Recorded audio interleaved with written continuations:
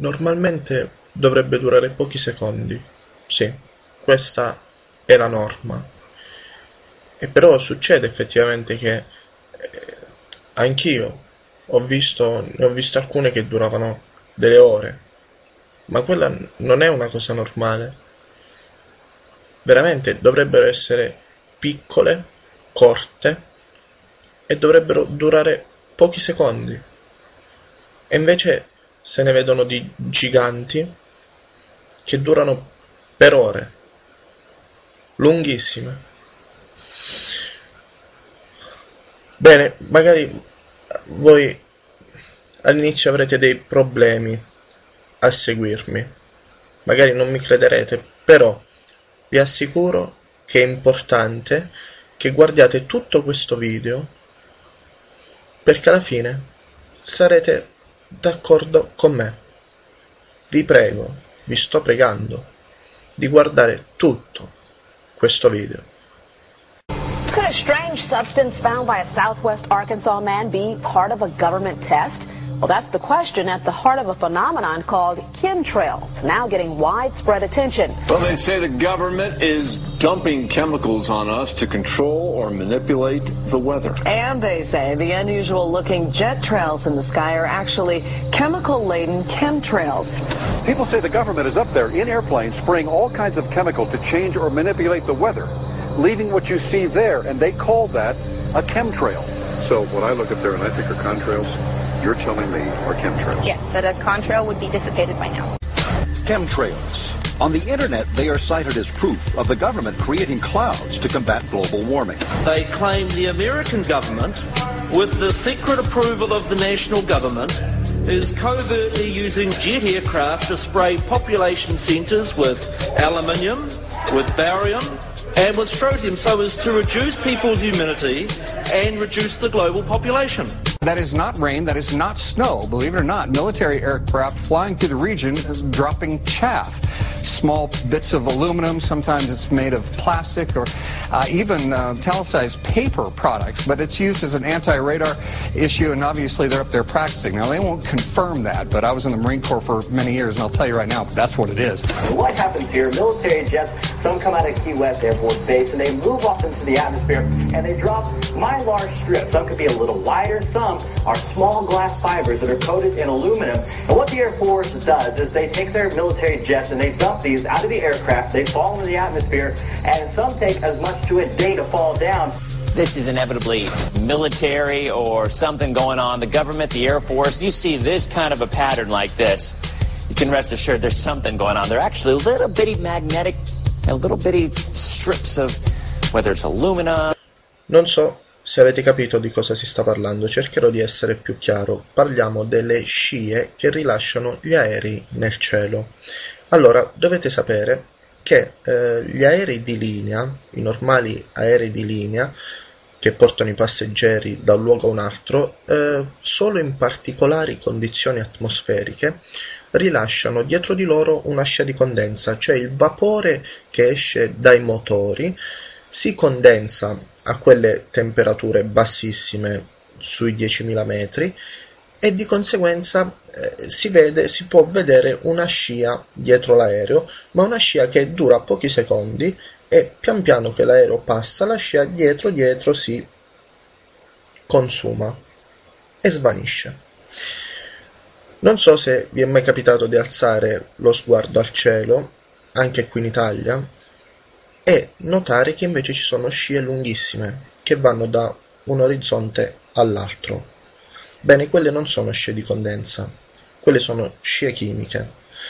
Volgarmente sono dette scie chimiche, in realtà si tratta di un piano di geoingegneria.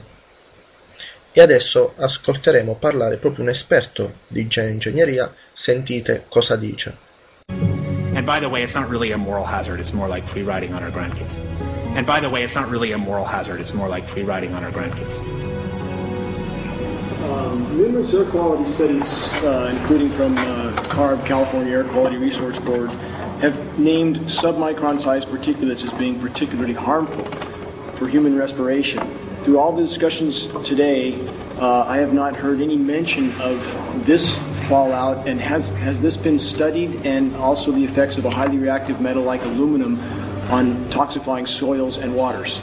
The question is, what would be the effects of these materials on human health if they came down into the stratosphere, in particular small particles in aluminum? So the collaborators of mine working on the aerosol scheme are actually folks from Carnegie Mellon who've focused on human health impacts. And while we haven't published it, that was the very first thing we did, was do the order of magnitude calculation in level pencil and paper, but with an expert on human health impacts about whether there could be an issue.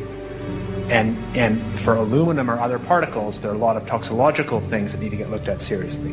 But if you're just thinking about the sheer number of particles and the human health impact of small particles, the answer is, well, we haven't published it. That was the first thing we looked at with some of the leading experts who do epidemiological research on human health impacts, and it's not even close to being an issue. To clarify, so 10 megatons of aluminum dumped into the atmosphere would have no human health impact. So let me be more careful here. We're to separate out the toxicological. So the alumina, we've only begun to research and published nothing. The alumina, we've only begun to research and published nothing.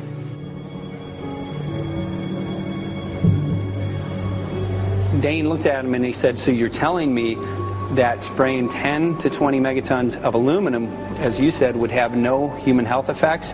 He took a deep breath and he swallowed and he said, let me be more careful here. We haven't done anything serious on alumina, and so there could be something terrible that we'll find tomorrow we haven't looked at it. And that, for me, that was the whole main point of what is going to be coming out to the public. It's the damaging effects of aluminum that are being found around the world in massive amounts. Here's David Keith confronted on this very issue, and he looked, at that point like they just let the cat out of the bag. Mm-hmm. We haven't done anything serious on alumina, and so there could be something terrible that we'll find tomorrow we haven't looked at. Vi spiego. Quelle scie lunghissime che potete osservare sopra i nostri cieli quasi tutti i giorni, quando naturalmente non è nuvoloso, sono scie formate da sostanze che vengono rilasciate da aerei militari. Praticamente fanno parte di un piano e hanno deciso che spruzzeranno nei prossimi anni sopra le nostre teste la bellezza di 20.000 tonnellate di alluminio. 20.000 tonnellate di alluminio. Adesso vedremo perché lo stanno facendo. Intanto vi faccio vedere. Ci sono tantissime ricerche che sono state effettuate sul suolo, sull'acqua e sull'aria, e il suolo, l'acqua e l'aria presenta livelli di alluminio assolutamente fuori dal normale. Adesso ve ne faccio vedere solo un paio, poi potrete vedere il documentario originale e vi fate l'idea che volete. Guardate. Descending, and we have the test to prove that we are being inundated with levels of aluminum and particulates that are literally tens of thousands of times what would already be considered high. So we're not talking about exposure to a slight percentage higher of these toxic materials. We're talking about quantities, for example, off the side of Mount Shasta. If you can pan back, that's a landmark in Northern California, considered to be a pristine water source. Aluminum or snow sample off the side of Mount Shasta tested 61,000 parts per billion. This is just ordinary snow water, and people are drinking this stuff when they're hiking on the mountain. And remember, government action is required at 1,000.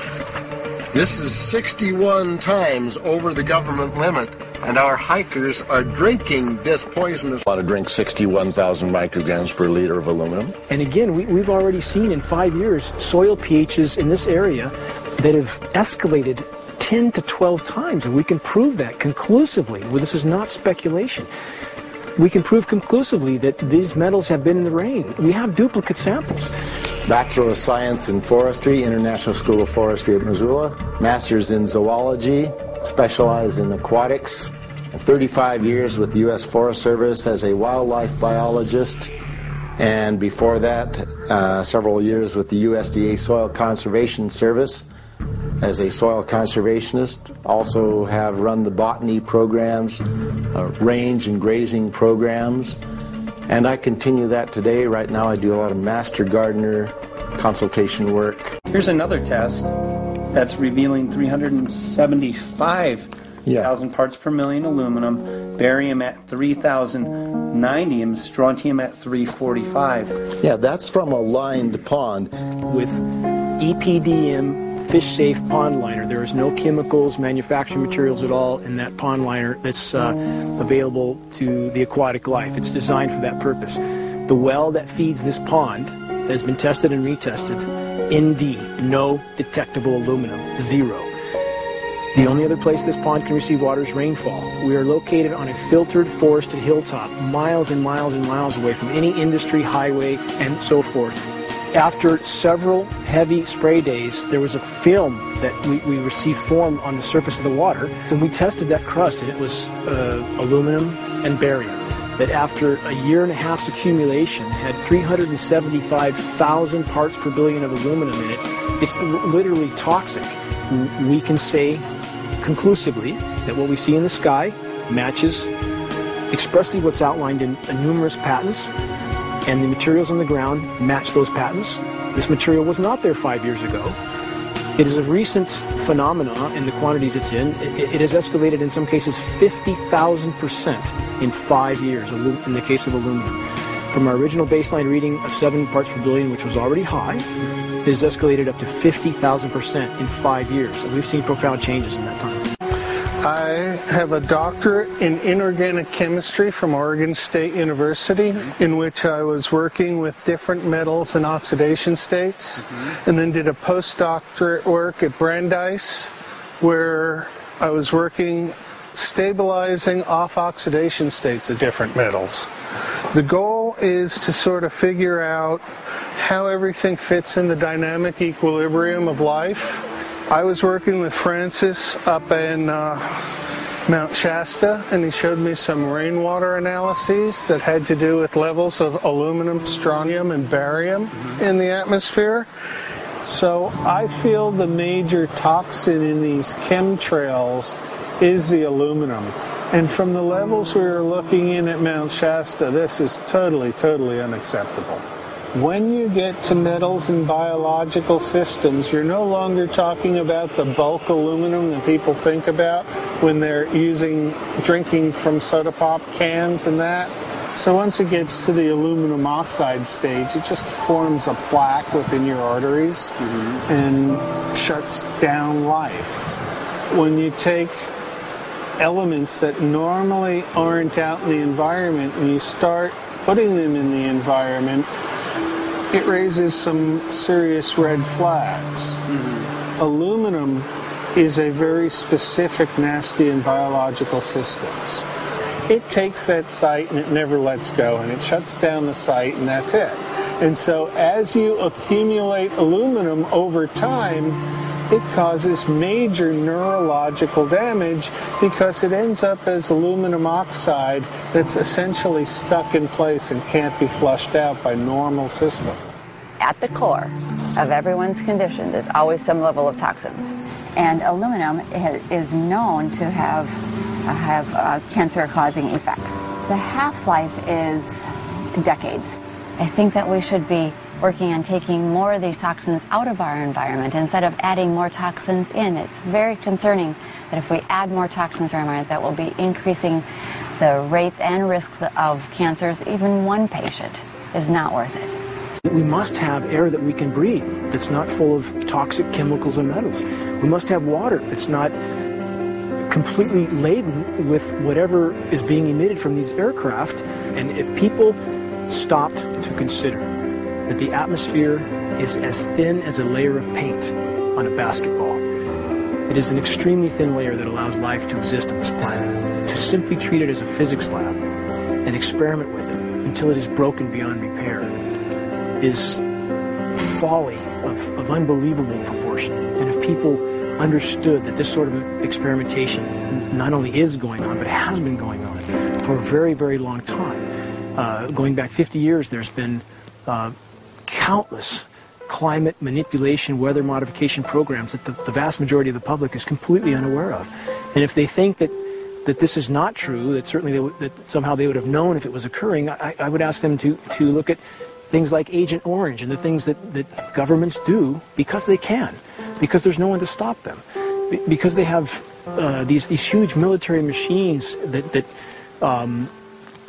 want to control everything. And in fact, the government's own document, perhaps you may have seen, it's available to any online, is called Owning the Weather, an expressed goal of our government, and not just our government. He told the Associated Press that the American government has created weather tampering techniques so that the New World Order.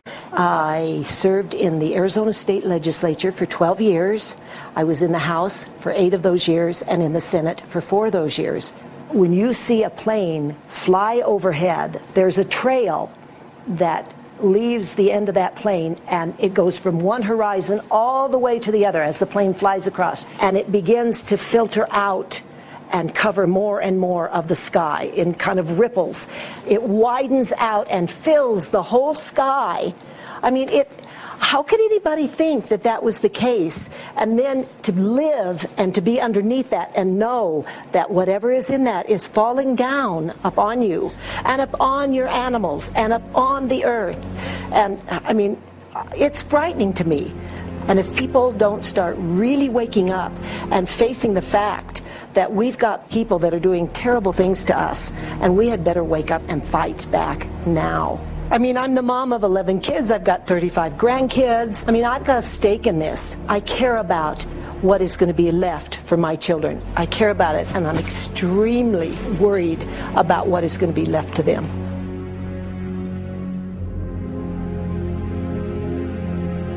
Aluminum is toxic, and we know that it's accumulative, and we know that we're getting more. So we're absorbing it in the air, we're drinking it in our water, so we are accumulating more. So the thought of more aluminum being dispersed in our environment in the way that you mentioned is very frightening to us and very disturbing to us. Those of us who have done any research on this are really quite concerned that we are ill-informed about this issue, and mostly that it's being done. Aluminum is toxic. We know that it is. We can debate as to the amount of toxicity that is going to be disturbing the body, but as far as really accepting the fact that it's accumulative, it's synergistic, then we have to conclude that it's not a good idea to put it in our atmosphere, especially when we know we're getting increased amounts, and especially since we know that the scientific communities around the world are pointing a finger at the heavy metal toxicities, at the toxicities that we're absorbing in the day-to-day food that we eat and the air that we breathe. The concern is off the charts about why is this happening? Why is this being allowed to be sprayed continually all over the United States, all over the world? Who is paying for this? I mean, the incidence of Alzheimer's has just skyrocketed, which evidently has to do with an accumulation of aluminum in the brain cells. I mean, I think almost every family has been touched by a member as they get older having Alzheimer's. And it's a horrible disease. And to say that, well, this just came because people drank soda pop out of aluminum cans, you know, when my father passed away with Alzheimer's and he didn't ever drink soda pop, you know, that explanation doesn't ring true with me. And so I'm wondering, how much did this chemtrail spraying back in the Illinois area affect him? Barium is high. I mean, these are way off the charts of what people should be breathing or what's coming down on them. And, you know, if people wonder why their health is deteriorating, why they're having to go to emergency rooms, why they can't breathe, you know, why they're getting Alzheimer's, this has been planned. We have elites, I don't know what you want to call them, one-worlders, Illuminati, I don't know, whatever you want to call them. But with these people that don't care about the average person. They only care about themselves, their greed, their power, and if they eliminate, you know, 2/3, 3/4 of us from the planet, so much for the better for them, because then they don't have so many people to have to herd around and worry about. So this is a lot what this is about. And this is very, very alarming and scary. Ok, abbiamo capito che stanno spargendo alluminio, bario e stronzio ovunque nel mondo. Queste sostanze sono cancerogene, provocano l'Alzheimer, provocano malattie a livello respiratorio e un'altra serie di gravi danni. Ora la domanda che viene spontanea è: perché allora lo stanno facendo? Bene, allora questa potrebbe essere una delle motivazioni. Guardate. And as I'm setting up the equipment, she looked at me, she said, all these trees here are dying. And I said, what? She says, all these trees in here are dying. So I thought, well, I'm going to test for aluminum, because that's one of the key things in the programs that we're talking about, and titanium. And I took some of this bark sample and tested it, and it came back positive with aluminum and titanium. Then I started traveling around California, noticing the same thing. In Lake Tahoe, there was a lot of the same type of bark, all through Sacramento area and Davis. Just about everywhere I went, I was noticing this silver white bark. What I think is happening is these chemicals are getting down and destroying the roots. And then as they come up, they're going out into the bark. This is what concerns me, this kind of stuff right here. It's just soft. Okay. This just comes right off, this bark. That's not natural. Where I've seen hundreds of thousands of coconuts and I've never seen it falling apart like that. Look at this, you guys. I've never seen anything like this. They used to trim trees all the time, the Big Island. I've never seen anything like that. That's why I'm concerned. How about the chemtrails? Well, that we won't be able to live here and grow our own food. And that our health is going to be compromised. You think it already has been? Yes. And the thing is that they're doing it every day here, every day. So it's hammering, micro doses every day. And then, of course, it's getting in the environment, and of course, it's weakening the plants. And it takes a couple years for this to actually weaken the plant. So we are asking for GMO taro. We're asking for GMO papaya because we can't grow our natural seeds. We can't be sustainable. We can't truly, be here as God created us to be. It seems to be an industry that's being built up to milk the taxpayers by undergoing some kind of a giant global spraying program to make all kinds of money on the project, and they don't seem to care really what effect it has. They're not trying to experiment to see if humans can survive it or anything like that. They just want to get this stuff up. And then we discover, as we're going further down the line, that there are companies generating genetically modified organisms, or seeds, modified seed crops they're being engineered to resist the aluminum in the soil. And a lot of crops won't grow in that. And so now, after they've messed up the soil, all the farmers were going to have to go back and buy seeds that have been genetically engineered to resist the aluminum that have been put into the soil. And all of a sudden, mankind is completely dependent upon these companies like Monsanto and other giant agricultural firms. In parole povere, aziende multinazionali giganti come la Monsanto sta finanziando questi progetti anche con i nostri soldi. Praticamente, cambiando il pH del terreno, loro inaridiscono il terreno, di conseguenza noi non potremmo più coltivare le solite colture naturali, perché i nostri semi naturali non cresceranno in quel terreno, ma ci cresceranno i semi geneticamente modificati della Monsanto. I nostri semi della Monsanto, voi sapete che una pianta cresce dal frutto e poi produce altri semi in modo così si sviluppa la vita, altrimenti la vita si sarebbe bloccata già da tempo.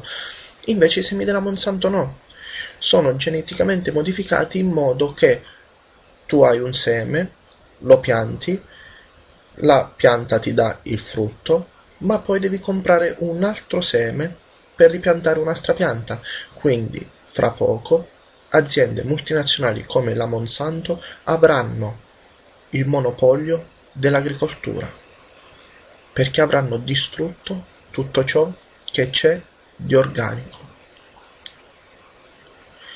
E a loro non frega nulla della nostra salute, che nel frattempo, mentre loro portano avanti questo progetto, noi respiriamo alluminio, noi beviamo acqua con alluminio e mangiamo cibi con alluminio. Guardate cosa succede con l'alluminio nel corpo. So my friend convinced me to do a hair analysis on my daughter. So we went ahead and cut close to her scalp and got some really recently grown hair and sent it in. I was just sure that my daughter's hair was going to be so clean with the lifestyle that we live. And lo and behold, it came back and her levels were really high in aluminum. This is the chart here. This is the reference range, and this is where my daughter is, 23.1. Aluminum, the skies are covered with a white mist, and I look up at night anymore and I don't see the deep, dense stars that I used to, and I can't help but think this obviously has something to do with my daughter's health. I don't know where else these heavy metals are coming from. My name is Sofia Xenidis. I am 17 years old.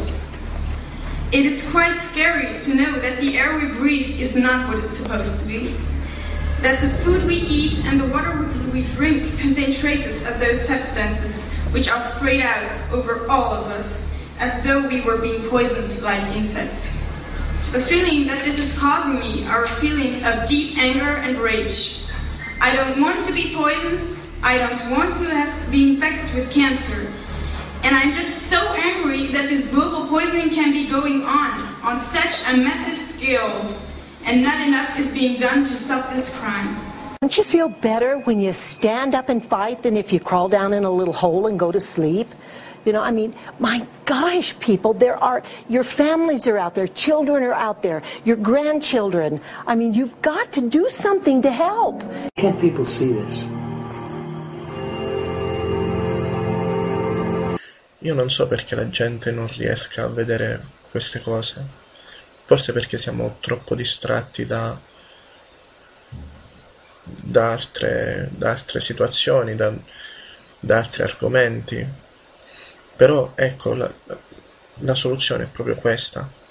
Perché la TV, perché i giornali non ci parlano di questo fenomeno, di questo progetto?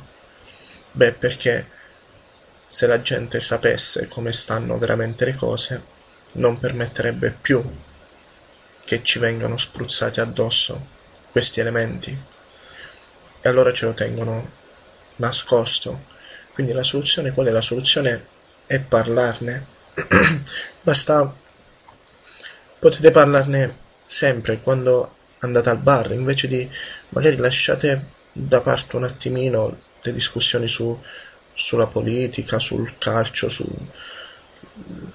shopping, su tutto quello che vi pare, perché è importante, perché io non lo so, adesso ci viene tenuto nascosto, probabilmente quando finiranno con questa irrorazione a quel punto lo diranno, perché vedete, come avete sentito probabilmente, spruzzare 20.000 tonnellate di alluminio sul pianeta Terra non è che si torna indietro poi da questa situazione, cioè si va ad alterare completamente quello che era lo stato iniziale, non si potrà più tornare indietro e non sappiamo neanche bene cosa potrebbe succedere. E allora voi pensate un giorno quando i vostri figli o i vostri nipotini vi chiederanno: papà, nonno, ma tu perché non hai fatto nulla? Mentre ti spruzzavano 20.000 tonnellate di alluminio sulla testa. Beh, io mi sentirò una merda e magari dirò: non sono riuscito a fare nulla. Ma io non voglio rispondere: beh, guarda, non me ne sono accorto.